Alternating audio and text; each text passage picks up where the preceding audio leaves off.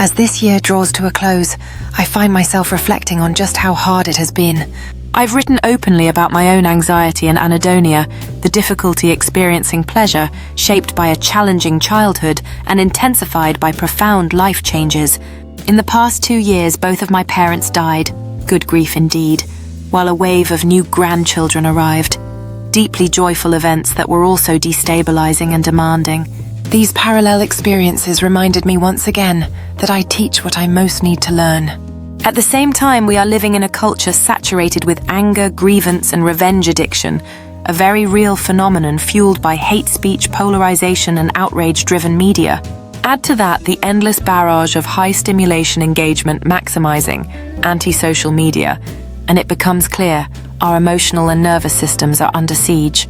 This is why rebooting our pleasure brains is no longer a luxury. It is an urgent act of self and collective care. Pleasure is not frivolous. It is regulatory. It is grounding. It is essential for emotional wisdom. That urgency is why I wrote Why Good Sex Matters and why I'm writing this now. In this post, I would like to offer some guidance on how to begin pleasure practices that actually stick. Why resolutions fail and what to do. Instead, every new year we resolve to do better, eat better, drink less exercise, more work harder. Fill in the blanks. I have written previously about how New Year's resolutions can backfire. We white-knuckle these intentions for weeks or months, then inevitably slide back into old habits. The result? Shame, self-criticism, and a renewed cycle of comfort, seeking to manage the distress of failing. Our internal critics double down. Try harder. Do more. Be better. The result? We land in an exhausting loop of stress begetting distress, begetting more frantic doing, which only deepens the problem. What I'm proposing for myself and for you is something radically different. It's time to hit the reboot button and prioritize pleasure as a well-being practice, one that feels good and is good for you. I call this healthy hedonism, and it's the foundation of a new project I'm birthing, the Wellness Collective devoted to reclaiming pleasure as medicine. What pleasure is and isn't. When I talk about pleasure, I'm not talking about having more SX, better SX, or even SX at all. I'm not talking about vacations, spa days, or adding more items to an already overloaded to-do list.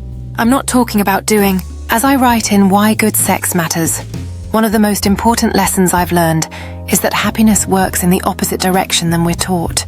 We believe that if we do the right things, we'll have what we want, and then we'll finally be happy. But lasting happiness doesn't come from doing or having, it comes from being.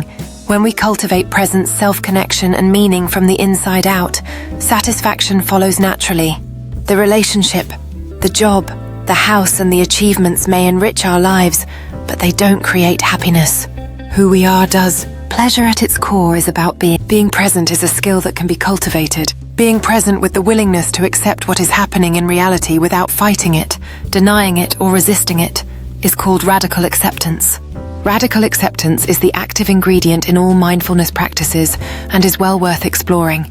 This involves being present to your thoughts, feelings, moods, and challenges. Tolerating and navigating big feelings can become easier with some tools. And being present with your parents, children, partners, friends, colleagues, and neighbors fosters true connection. Pleasure arises from being connected to your senses, your body, and to others, not just living in your head. Pleasure is also about being in your truth, about authenticity. Years ago, I read the Radical Honesty series by Brad Blanton, which argues that one of the greatest threats to mental health is our habit of withholding our truths from ourselves and each other. Simple pleasure practices that matter. Be here now. Take a shower. Eat a meal. Walk outside and actually be. Turn off your phone and turn on your senses. Your eyes, ears, skin, breath, and body. Be authentic. Speak your truth, while remembering that your truth in this moment is not the truth, and that it will likely change over time. We often withhold honesty to protect others, avoid discomfort, manipulate outcomes, or maintain control. The cost is disconnection from ourselves and from those we care about most.